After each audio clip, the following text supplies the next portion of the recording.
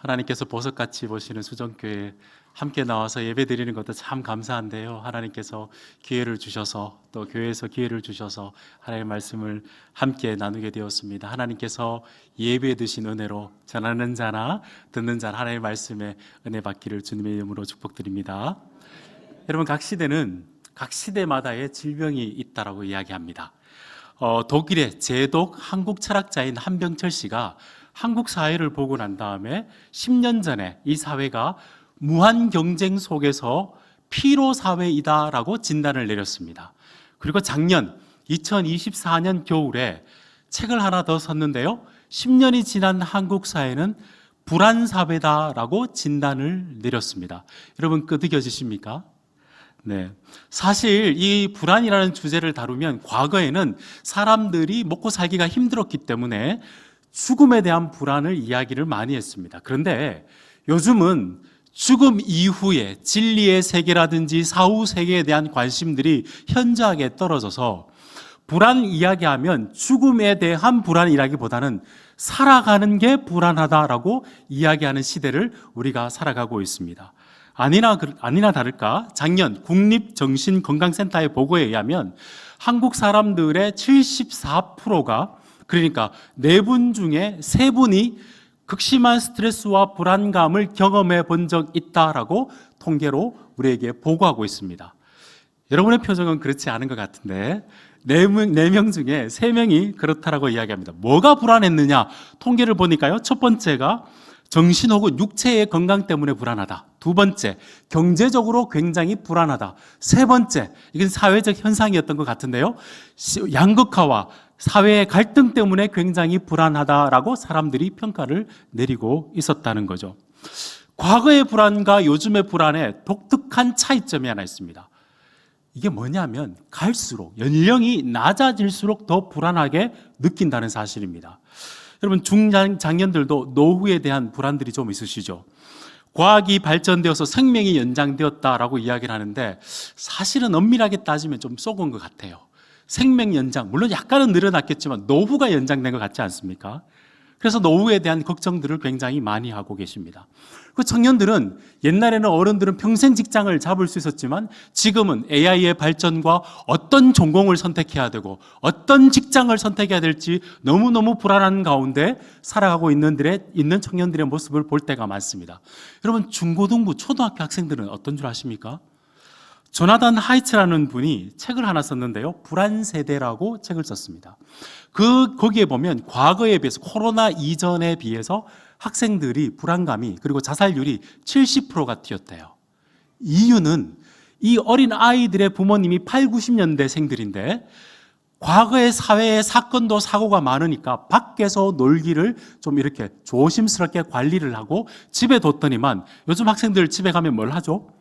핸드폰 보고 게임 보고 인터넷 세상 속에서 봤더니만 비난과 음란물과 폭력물에 노출이 되어서 과거의 불안을 막기 위해서 했는데 오히려 아이러니컬하게도 정말 마음은, 내면의 그 공격을 받아서 정말 불안한 시대를 살아가고 있다라고 진단하고 있는 것이죠.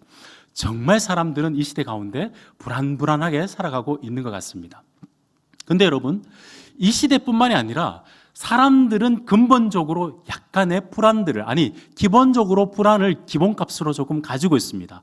하나님의 말씀을 따라서 살지 않고 에덴 동산에서 추방되었을 때부터 사람들은 마음속에 불안감들을 가지고 있습니다. 한번 예를 들어 볼까요?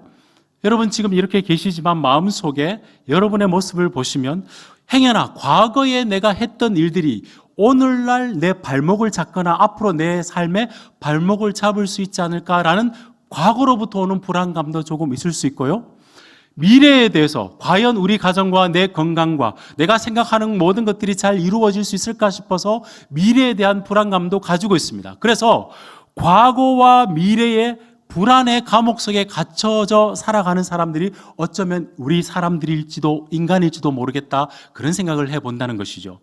그래서 사람은 이 불안을 헤쳐나가기 위해서 2가지 시도를 하는데요. 첫 번째 시도는 뭐냐 하면 아주 초연한 척합니다.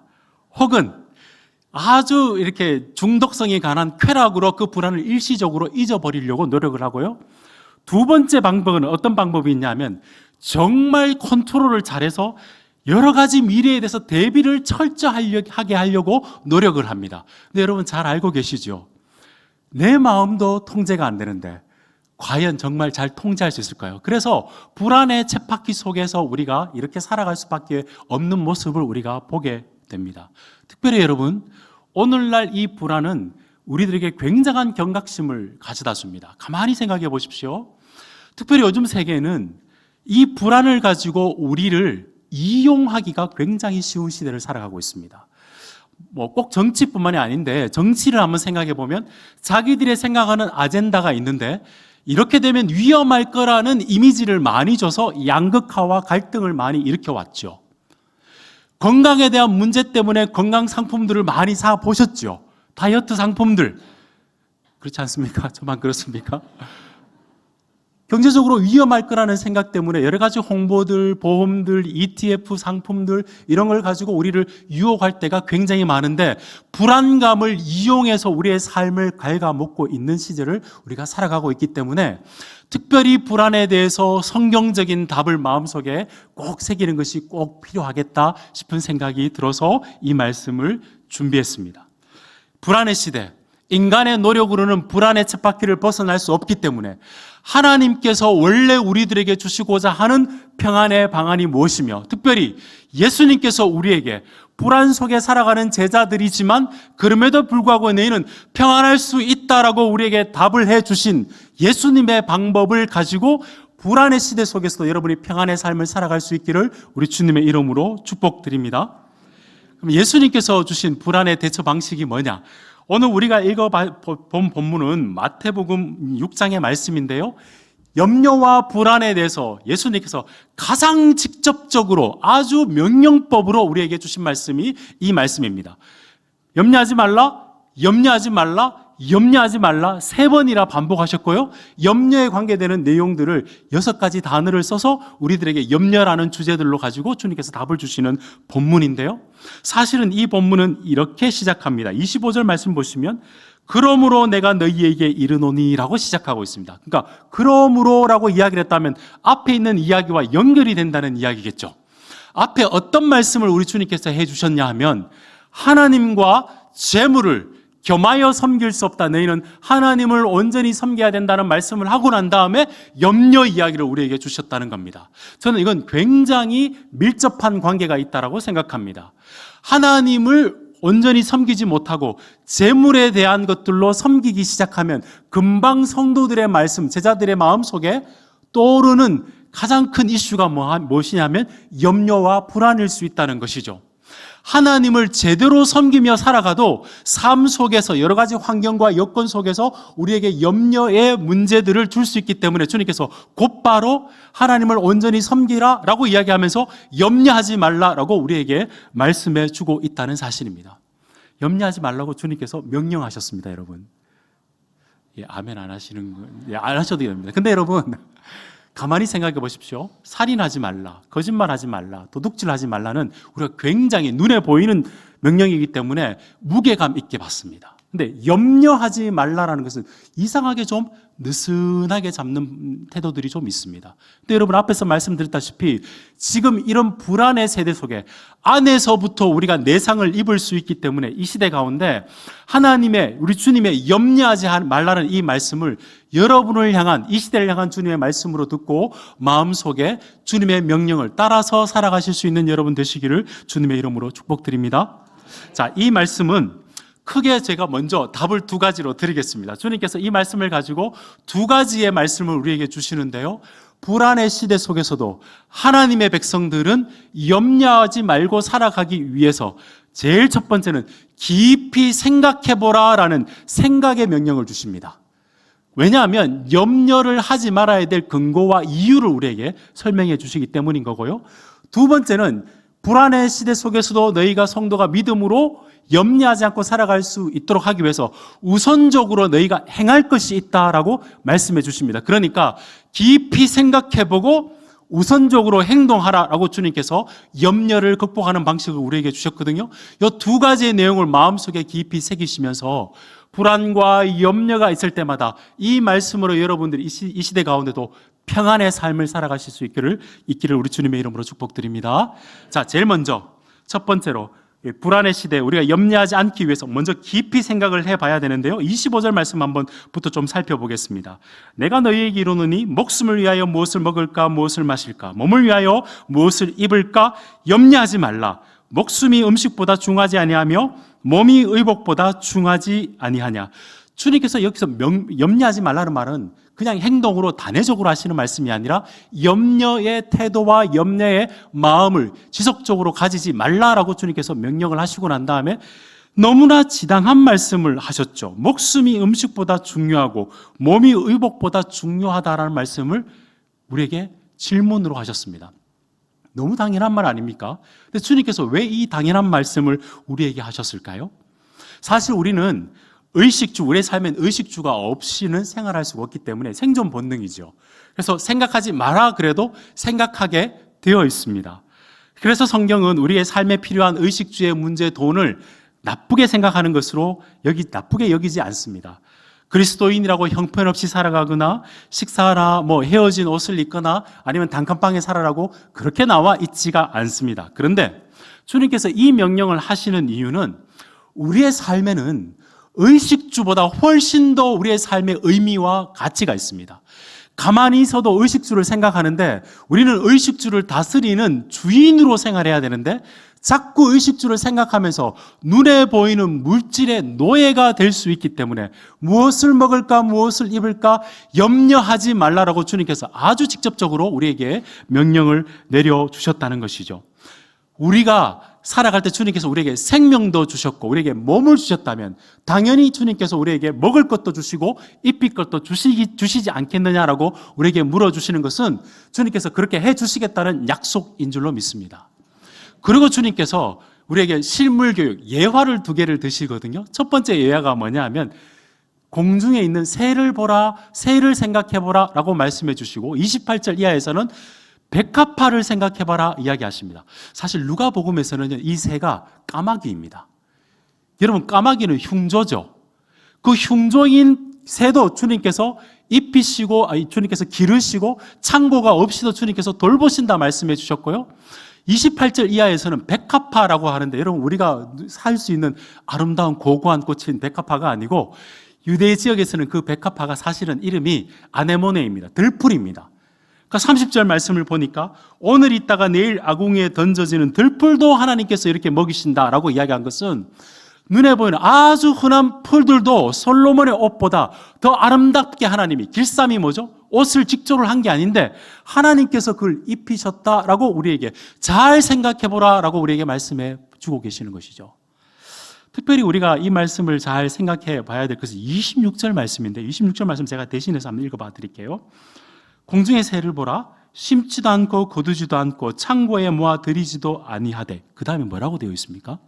너희 하늘 아버지께서 기르시나니.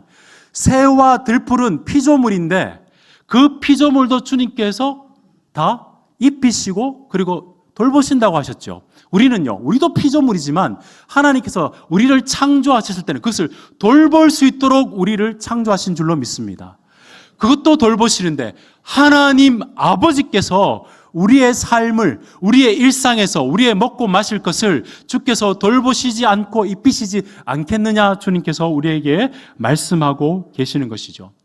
여러분 이 말씀을 이렇게 오해하지 마십시오. 그러니까 무엇을 먹을까 무엇을 입을까 아무 염려하지 말고 아침에 일어나서 아무 옷이나 입고 집에 있는 음식 아무거나 먹고 이렇게 말씀하는 걸로 주님께서 주신 말씀도 아니고요. 염려하지 말라는 이 말씀이 우리가 아주 불성실하게나 무책임한 생활 태도로 생활해도 괜찮다라고 핑계거리로 이 말씀을 주신 것은 절대로 아닙니다. 사실 여러분 가만히 생각해 보면 여러분이 기도하는 이유가 뭐죠? 왜 우리 자녀를 위해서 교회를 위해서 기도합니까? 책임감 때문에 그 책임감에서 나오는 염려와 걱정 때문에 기도할 때도 있죠. 사실은 염려는 긍정적인 측면도 있습니다. 그래서 사실 예수님도 우리를 위해서 걱정하신 부분이 있습니다. 제자들을 파송하시면서 양들을 이리 가운데 보낸 것 같다라고 주님께서 걱정하셨죠. 아마 제가 보는 성경과 여러분 보는 성경이 같을 겁니다. 베드로를 위해서 교인들이 기도를 했습니다. 책임감 때문에 기도를 했죠. 그런 염려라면 우리가 그렇게 기도할 수 있다면 참 좋겠습니다. 그건 맞는데 주께서 왜 염려하지 마, 의식주를 염려하지 말라고 하시면서 우리에게 이 말씀을 주셨는가 하면 사실은 핵심은 27절에 있습니다. 27절 말씀 한번 볼까요? 함께 읽어보겠습니다. 27절입니다. 시작. 너희 중에 누가 염려함으로 그 키를 한 자라도 더할 수 있겠느냐. 여러분, 이 키가 길이로 따진다면 거의 47cm, 50cm입니다. 여러분 47cm, 50cm 키를 이렇게 늘릴 수 있는 분 계실까요? 이게 시간으로 따진다면 1시간입니다. 이게 생명이거든요. 자, 그러니까 주님께서 무슨 말씀을 하냐면 너희가 염려함으로, 삶에 있어서 염려함으로 컨트롤되지 않는 영역이 있다는 것이죠. 의식주에서, 일상에서 주님께서 우리를 다스려 주실 뿐만 아니라 우리의 삶 속에는 내가 통제할 수 없는 영역이 있는데 그걸 너희가 할 수 있느냐, 염려한다고 그게 해결되느냐, 주님께서 우리에게 그렇게 말씀하고 있는 것이죠. 미국의 저명한 신학자인 라이놀드 니브라는 목사님이 계십니다. 그가 어떻게 이야기하냐면 모든 인간은 자신이 의존적 존재라는 것과 그런 무력감과 싸운다라고 이야기를 하고 있어요. 다시 말해서 내가 무엇과 다른 사람에게 의존하고 있는 감정을 사람들이 너무너무 싫어한다는 겁니다.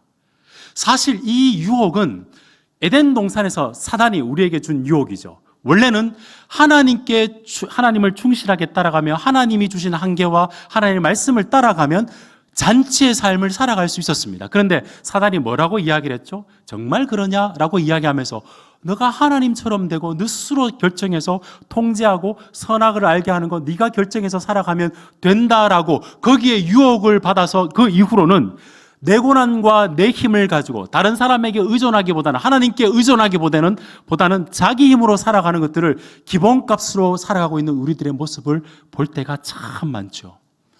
그때만 그랬을까요? 저는 지금도 이 유혹 가운데 사람들이 많이 살아간다고 생각합니다. 사실 이 말씀을 처음 받았던 성도들은 로마 시대 속에 살았습니다. 여러분, 로마가 어떤 나라죠?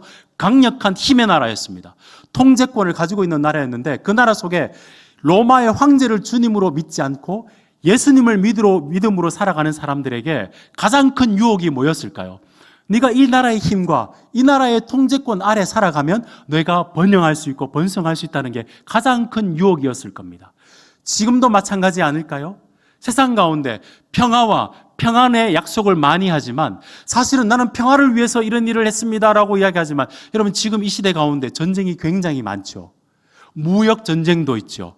그 핵심의 내용을 가만히 살펴보면 내가 내 삶대로 살아가고 내가 컨트롤하고 내가 패권을 쥐고 내가 통제해서 우리나라가 통제해서 살아가기를 원하는 그 마음속에 평화라고 이야기하지만 폭력적으로 나오게 되는 거짓 평안을 우리에게 주고 있는 그런 시대를 우리가 살아가고 있지 않습니까? 그러므로 여러분, 내가 내 삶의 스스로 통제권과 권력을 가지고 그것을 부추기며 우리에게 그렇게 유혹하는 것은 거짓 평안인 줄로 믿습니다.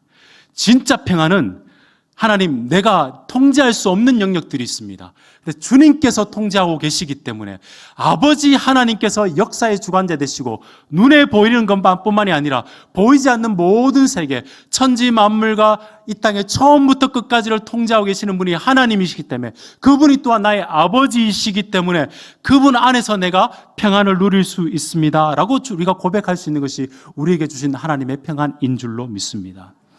그러므로 주님께서 30절에 이렇게 이야기하죠.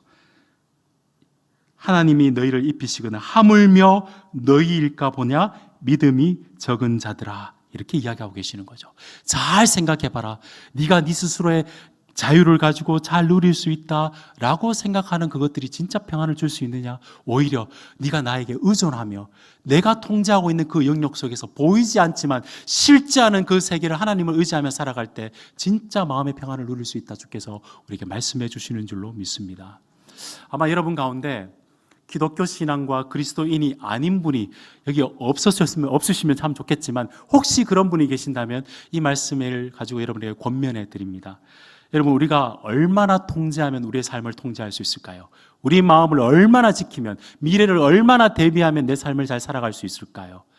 그 외에 하나님께서 우리에게 주시는 하늘의 평안이 있다는 사실을 깊이 한번 생각해 보시는 시간이 되었으면 좋겠습니다. 그리고 여러분, 혹시 신자 하나님 아버지를 나의 아버지로 믿는 사람은 이 말씀 앞에 불안한 시대 가운데 혹시 그동안 내가 느슨하게 하나님을 아버지를 손을 잡았던 분들이 계신다면 다시 한번 하나님의 손을 꽉 잡는 결단이 있는 시간이 되시기를 우리 주님의 이름으로 축복드립니다. 저는 어릴 적 살았던 집이 사실은 저희 아버님이 양계장을 하셨어요. 그래서 시내 안에서 산 것이 아니라 산에 이렇게 외곽에서 살았습니다. 그래서 초등학교 때부터 버스를 타고 다녔거든요. 한 40-50분 정도 버스를 타고 다녔는데 산 가운데 있다 보니까 친구들과 놀다가 좀 늦게 갈 때 있지 않습니까? 지금은 다 핸드폰이 있었지만 그때는 그게 없었는데요. 집에 늦게 와서 어슴푸레지고 날이 어두워지면 공중전화해서 부모님께 전화를 합니다. 좀 나와주세요. 부모님 안 나오실까요? 나오시겠죠. 제가 그 길을, 부모님이 나오시는 길을 생각하며 제가 그 길을 가겠죠. 거기에는 묘지도 있고 철조망도 있고 개들도 짖고 두렵죠. 근데 저기 앞에서 아빠가 나오면서, 아버지가 나오면서 아들 이름 부르고 나올 때, 그리고 손을 꼭 잡고 그걸 넘어갈 때, 여러분, 환경이 변했습니까? 그렇진 않지만 아버지가 계시고 그 아버지가 지 모든 것, 내 삶을 컨트롤하고 있다는 느낌이 들 때, 그때 우리가 평안 가운데 살아갈 수 있는 것 아니겠습니까? 여러분, 우리 성도님들이 세상에서 불안을 경험하다가도 그리스도의 평안을 확실히 누릴 수 있는 것은 아버지가 하나님이 나의 아버지가 되시며 그 손을 다시 붙잡는 길밖에 없다는 사실을 전적으로 의존하는 존재라는 것을 확신할 때 하늘의 평안을 누릴 수 있는 줄로 믿습니다. 세상 사람들은 그것이 아무것도 아닌 것처럼 말하고 다른 사람들처럼 철저하게 대비할 수 없어서 마음속에 불안이 있다 손치더라도, 그러나 하나님께서 나를 붙들고 계신다는 그 믿음이 있을 때 우리는 어려운 가운데서, 염려 가운데서도 우리의 삶을 넉넉히 이기며 나갈 수 있을 줄로 믿습니다. 사실 우리가 하나님의 손을 꼭 붙든다고 생각하지만 우리가 그렇게 붙들 때 느끼는 바가 있죠. 내가 하나님을 붙든 것 같지만 사실은 우리의 인생을 하나님께서 휘잡아 붙들고 계셨구나라는 것을 우리가 느낄 때, 그때 불안 시대 가운데서도 우리가 평안 가운데 살아가고 갈 줄로 믿습니다. 31절 32절 말씀을 보면 주님께서 그러므로 다시 한번 당부하고 계신 거죠. 그러므로 염려하여 이르기를 무엇을 먹을까 무엇을 마실까 무엇을 입을까 하지 말라. 이는 다 이방인들이 구하는 것이라. 너희 하늘 아버지께서 이 모든 것이 너희에게 있어야 할 줄을 아시느니라. 하나님이 없는 듯한 무신론자처럼 살지 말고, 그렇게 굴지 말고 하나님의 손을 잡고, 주님 앞에 하나님의 손을 잡고 이 땅 가운데 살아가라 우리에게 다시 한번 당부하고 계시는 것이죠. 그러므로 여러분, 깊이 한번 생각해 보십시오. 염려의 근본적인 이유는 정체성의 문제입니다. 통제력의 문제입니다. 나는 하나님께 속했는가? 나는 하나님을 진짜 아버지로 믿고 있는가? 나는 정말 내 통제권을 내 삶으로 통제하고 있는가? 아니면 그 통제는 하나님께 올려드리고 그분의 손을 잡고 있는가? 이 싸움에서 지지 않는 여러분이 되었으면 좋겠습니다. 아침에 일어나실 때마다 여러분 스스로에게, 목사만 설교하는 거 아닙니다. 여러분 스스로에게 선포해 보시고 설교해 보시기 바랍니다. 나는 하나님의 자녀입니다. 먼저 아침에 이렇게 선포하시고 시작하시고, 하나님은 나의 필요를 아십니다. 선포하시고 시작하시며, 내가 하나님의 손을 뻗치지만 주께서 내 인생을 꼭 붙들고 계십니다라는 그 고백을 가지고 하루하루 생활하시는 여러분 되시기를 우리 주님의 이름으로 축복합니다. 하나님을 의지하고 살아가는 사람과 하나님을 의지하고 하지 않고 살아가는 사람의 차이는 염려거리가 있고 없고의 차이가 아니라, 신자의 특권은 그 모든 나의 하는 염려 뒤에 살아계신 하나님이 계신다는 것을 믿는 믿음이 우리의 특권인 줄로 믿습니다. 다시 말합니다. 과거나 지금이나 우리의 삶에서 불안한 이유는요, 우리의 정체성이 흔들릴 때입니다. 세상에서 더 가져야 된다, 더 이겨야 된다, 더 움켜줘야 된다는 그 세상의 소리를 따라가시지 마시고, 내 하나님 아버지께서 내 기도를 하시고 나를 하시고 내 필요를 하시고 우리와 함께 하시는 그 주님의 손을 잡고 승리하시는 여러분 되시기를 바랍니다. 그럴 때 주님께서 평안으로 여러분의 삶을 지켜주실 겁니다. 우리 빌립보서 4장 6절 말씀을 한번 함께 읽어볼까요? 빌립보서 4장 6절 7절 말씀입니다. 시작. 아무것도 염려하지 말고 모든 기도와 간구로 너희 구할 것을 감사함으로 하나님께 아뢰라. 그리하면 모든 지각에 뛰어난 하나님의 평강이 그리스도 예수 안에서 너의 마음을 생각을 지키시리라. 하나님의 손을 잡으면 우리의 마음에 평강을 주시겠다 합니다. 그리고 실제적으로 돌보신다고 하시는데요. 베드로전서 5장 7절도 함께 읽어볼까요? 시작. 너희 염려를 다 주께 맡기라. 이는 그가 너희를 돌보심이라. 우리의 불안과 어둠 속에서도 우리를 꼭 붙드신다 약속하십니다. 이사야서 41장 10절 말씀 함께 읽겠습니다. 시작. 두려워하지 말라. 내가 너와 함께함이라. 놀라지 말라. 나는 내 하나님이 되리라. 내가 너를 굳세게 하리라. 참으로 너를 도와주리라. 참으로 나의 의로운 오른손으로 너를 붙들리라. 아멘. 주님을 따르는 제자들도 풍랑이 없었던 것 아니죠. 풍랑이 있었을 때 한 번은 주님께서 풍랑아 잠잠하라 말씀으로 다스려 주셨습니다. 한 번은 풍랑 가운데 주님이 곁에 없었던 것처럼 느껴질 때 주님께서 풍랑을 위로 걸어오셨습니다. 그리고 주님께서 이렇게 말씀하셨죠. 내니 두려워하지 말라. 여러분 삶 가운데 어떨 때는 말씀으로 여러분의 삶의 풍랑을 잠잠케 하시고 어떨 때는 강력하게 임재해 주셔서 여러분 삶 가운데 여러분을 붙들어 주실 줄로 믿습니다. 이 주님을 붙들고 살아가시는 여러분 되시기를 우리 주님의 이름으로 축복드립니다.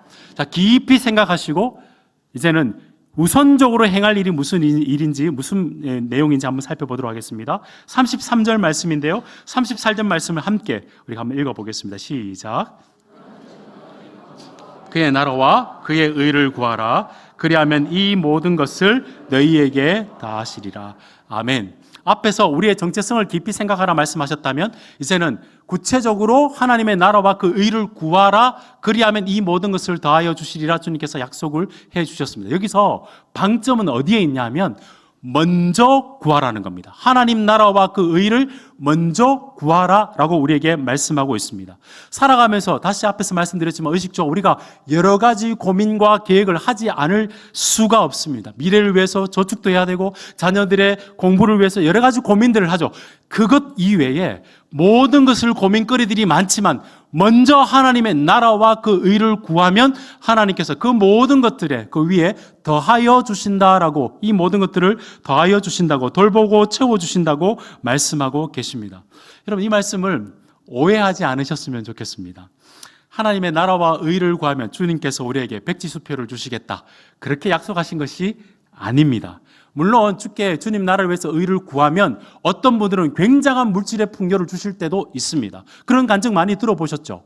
주님께서 그렇게 하실 수가 있습니다. 그런데 그게 원칙과 원리는 아닙니다. 보편화할 수가 없습니다. 왜냐하면 우리도 자녀를 키워보면 알지만 모든 자녀가 같습니까? 그렇진 않죠. 달리 키우듯이 하나님께서 어떤 분에게는 풍요의 복을 주실 때도 있고 그렇지 않는 분들이 있습니다. 그러나 주께서 이 말씀을 우리에게 주시는 것은 하나님의 나라와 의를 구하면 너희의 모든 필요를 하시는 주님께서 너희의 필요를 알고 너와 동행해 주시겠다고 하나님께서 약속해 주시는 것이죠. 어떤 분은 이렇게 오해하시는 분이 과거에는 많았는데 지금은 많이 사라지신 것 같은데요. 교회 일을 열심히 하면 주님께서 모든 것을 다 채워주신다. 요즘 워낙 교회 일을 안 하셔서 이런 오해를 좀 하셨으면 좋겠습니다. 여러분, 근데 그런 이야기는 아니시죠. 왜냐하면 만약에 그렇게 생각하면 성과 속을 우리가 구분하게 되는 것 아니겠습니까? 교회가 거룩한 곳인 건 맞지만 직장 생활에서 나에게 주신 일이 하나님께서 나에게 주신 일로 알고 가정을 건사할 뿐만 아니라 하나님을 섬기듯이 이웃을 사랑해서 내가 그 일을 한다면 그건 거룩한 주님의 일이 되는 줄로 믿습니다. 기도도 거룩한 일이요, 일도 거룩한 일입니다. 여러분, 직장 생활에서 여러분들이 하는 일도 거룩한 일인데 만약에 목사인 제가 유명하기 위해서, 제가 높아지기 위해서 내가 목사 일을 한다면 그것은 세속적인 일이 되는 것이죠. 그러므로 주님께서 이 말씀을, 하나님 나라와 의를 구하라는 말씀은 너의 삶의 모든 순간에 어떤 일을 하든지 간에 하나님의 자녀답게 행하고 하나님의 길과 하나님의 법을 따라서 하나님이 가장 좋아하는 일을 먼저 생각하고 일을 행했으면 좋겠다. 주님께서 우리에게 당부하는 말씀인 줄로 믿습니다. 일상생활에서도 하나님을 기뻐하고 하나님을 즐거워하는 일을 먼저 하고 동시에 하나님이 나를 사랑했듯이 구체적으로 주위에 있는 사람을 사랑하며 살아가는 것이 주님께서 원하시는 하나님 나라와 그 의를 구하는 삶인 줄로 믿습니다. 제가 그렇게 이야기하는 이유는 하나님께서 우리의 삶의 모든 염려를 아시고 우리를 사랑하셔서 케어하신다면, 돌보신다면 그 사랑을 가장 잘 보여줄 수 있는 방식은 내가 다른 사람을 구체적으로 사랑하고 돌볼 때입니다.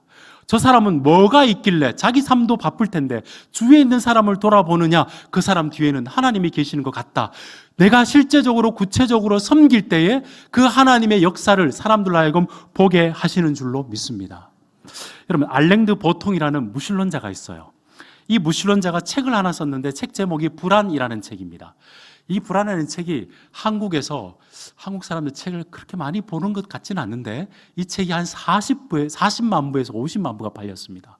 엄청 많은 사람들이 불안해하고 있는 것이죠. 재밌는 사실은 이 사람이 무신론자입니다. 그런데 사람들의 불안의 이유들을 좀 살펴보니까 5가지로 꼽는데 잘 한번 들어봐 보십시오. 제일 첫 번째 이유가 뭐냐면 사랑의 결핍, 두 번째가 속물근성, 세 번째가 그냥 기대감, 높은 기대감, 네 번째가 능력주의, 다섯 번째가 불확실성이라고 이야기하고 있습니다. 첫 번째가 뭐라고요? 사랑의 결핍이라고 이야기하고 있습니다. 이 사람은 무신론자예요. 근데 여러분, 우리가 받은 복음의 핵심이 무엇입니까? 우리의 어떠함에 상관없이 주께서 전폭적으로 우리를 사랑해서 그 사랑에서 떠나지 않는 것이 복음이죠. 일단 불안하지 않도록 하기 위해서는 그 복음을 제대로 만끽하는 사람은 복음이 불안을 몰아낼 줄로 믿습니다. 그 불신자가 무신론자가 했던, 여기서부터 참 재밌는데요. 그 사람이, 보통 사람들이 불안을 이길 수 있는 독특한 방식이 하나 있는데 뭐라고 설명을 하고 있냐면, 이 사람이 권면하는 겁니다. 그 사람의 어떠함과 상관없이 그 사람 자체가 귀중하게 여길 수 있는 곳에 들어가게 되면, 서로 사랑해주고 사랑받는 관계가 되면 불안감을 이길 수 있다고 그렇게 조언하고 있습니다. 여러분, 아무런 조건 없이 성공했거나 실패했거나 상관없이 하나님의 형상으로 그 사람을 존중해 줄 수 있는 곳이 어느 곳이 있을까요?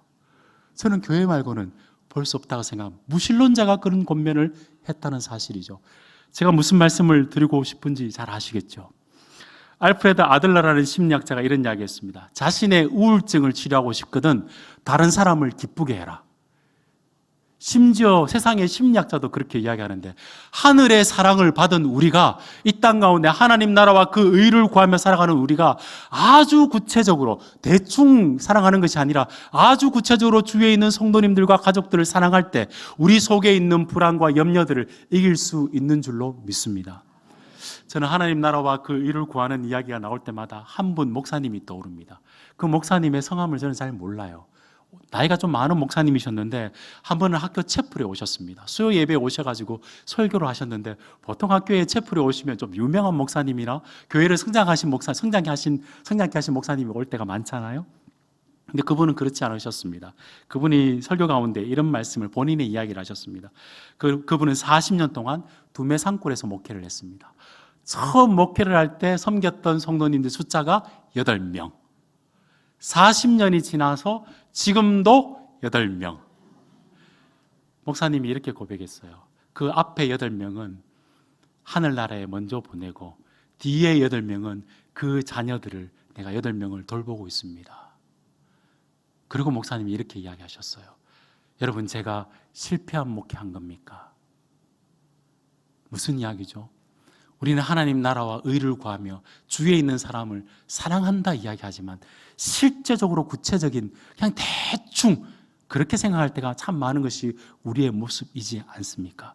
주께서 오늘 이 말씀 가운데 먼저 그 나라와 그 의를 구하라는 것은 대충 사랑하라는 말씀이 아니라 내 주위에 있는 사람부터 한 명 한 명 살아감으로 인해서 염려 보따리는 여기에서 내려놓으시고 집으로 가실 땐 주님께 사랑받은 그 사랑으로 구체적으로 나의 가정과 내 주위에 있는 사람들과 교회의 성도님들 한 명 한 명 사랑해 나갈 때 주께서 여러분 마음속에 염려가 아니라 하늘의 평안과 사랑으로 충만하게 될 줄로 믿습니다.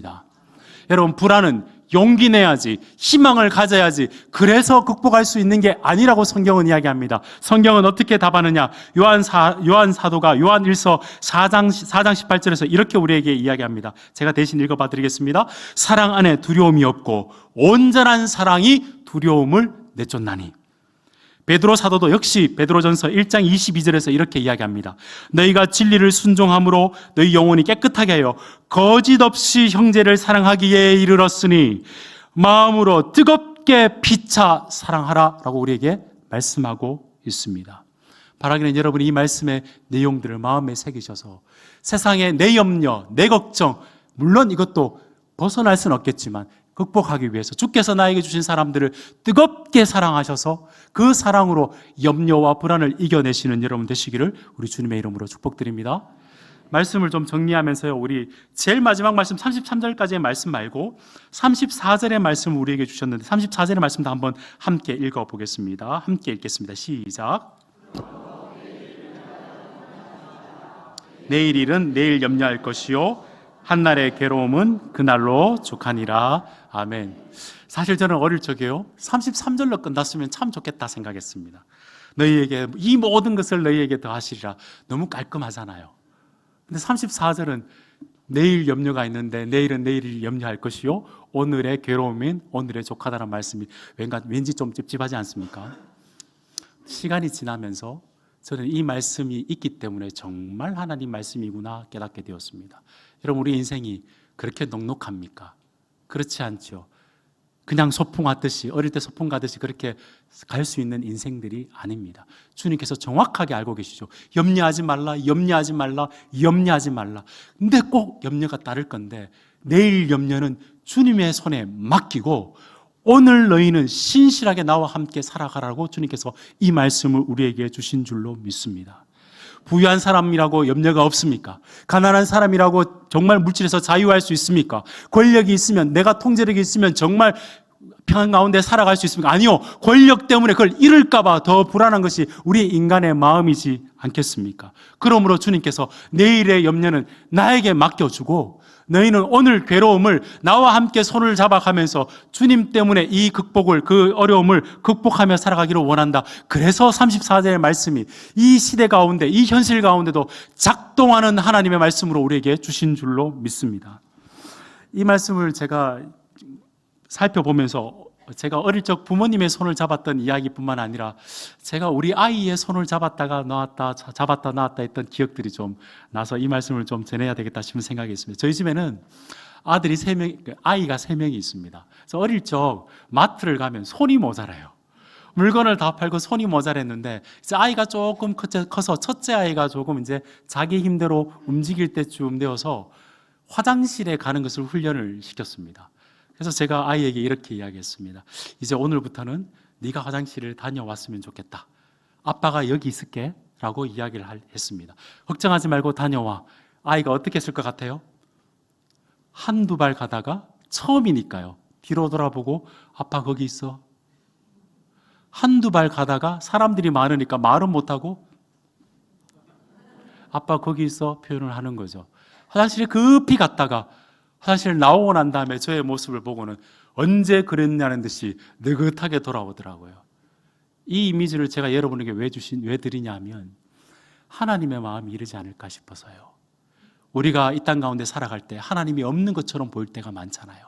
한두 발짝 걸어가다가도 주님 거기에 계시지요라고 우리가 물어볼 때 주님은 내가 여기 있다 말씀해 주시고, 한두 발짝 걸어가다가 주님 거기 정말 계시지요 할 때 주께서 임재해 주셔서 우리에게 응답해 주시고, 그 주님이 나의 삶 속에 있다는 것을 믿음으로 인해서 우리가 평안으로 살아갈 수 있는 것 아니겠습니까? 그 믿음을 가지고 주님을 한 발짝 한 발짝 이 땅 가운데서 오늘의 염려, 오늘의 괴로움을 주님과 함께 쥐고 살아가는 것이 우리 신자의 진짜 능력이라 저는 믿습니다. 행여나 오늘 여러분 오신 여러분들 가운데 목사님 나는 한 발짝도 못 뛰겠습니다 라고 생각하시는 분이 계신다면 지금부터 잘들 한번 들어봐 보십시오. 여러분, 그분은 예수님을 깊이 한번 생각해 보십시오. 우리 주님께서는 십자가에 오르셨습니다. 숨통이 조여오는 아픔과 온전한 인간으로 오셨기 때문에 절망감과 불안감 속에서 십자가에 오르셨을 겁니다. 주님께서 십자가에 오르시며 하셨던 말씀이 나의 하나님, 나의 하나님 어찌하여 나를 버리셨습니까? 라고 외쳐셨고, 내 영혼을 주님의 손에 의탁합니다 라고 마지막을 말씀을 마치셨습니다. 예수님께서 왜 그 십자가에 오르셨을까요? 주님은 아무런 죄가 없으신데 내 죄 때문에 그 죄로 인한 불안감과 절망감을 주님께서 다 짊어매시고 십자가에 오르셨죠. 사실은 하나님 아버지가 아버지이시기 때문에 나의 아버지, 나의 아버지라 부르실 수 있었지만 주님은 나의 하나님, 나의 하나님이라 부르신 이유는 그 아버지로부터 버림을 당하시고 그 불안에 자신이 다 불안을 메시고 우리를 하나님의 자녀 삼아 주시기 위해서 그분이 그곳에 오르셨다는 말씀이죠. 그러므로 그 예수 그리스도를 믿는 사람은 과거의 모든 염려로부터 노임을 받을 수 있는 줄로 믿습니다. 로마서 5장 8절의 말씀처럼 우리가 아직 죄인 되었을 때 그리스도께서 우리를 위하여 죽으심으로 하나님께서 우리에 대한 자기의 사랑을 확증하셨느니라. 과거에 여러분이 어떤 일을 하셨든지 예수 그리스도 안에서 모든 불안에서 죄책감에서 벗어날 수 있는 은혜가 여러분 가운데 있기를 주님의 이름으로 축복드립니다. 그런가 하면 여러분의 모든 미래가 예수 그리스도께서 붙드시고 인도하신다는 사실을 믿으셔서 미래의 불안도 다 벗어버리시는 여러분 되시기를 바랍니다. 로마서 8장 28절 말씀처럼 우리가 알거니와 하나님을 사랑하는 자 곧 그의 뜻대로 부르심을 입은 자들에게는 뭐가요? 모든 것이 합력하여 선을 이루느니라. 하나님께서 여러분이 풍랑이는 인생 가운데서 반드시 영원한 행복한 항구로 인도하시는 그 하나님이 계시기 때문에 여러분 미래를 주님의 손에 맡기시고 하루하루를 주님 거기 계시지요? 주님의 음성 들으시고 그렇게 신앙생활 하실 수 있는 여러분 되시기를 우리 주님의 이름으로 축복드립니다. 하나님 손을 붙들고 한쪽은 주위에 있는 사람을 뜨겁게 붙들어서 사랑함으로 살아감으로 인해서 이 시대의 불안 가운데서도 평안의 삶을 살아갈 수 있는 믿음의 성도님 다 되시기를 우리 주님의 이름으로 축복드립니다.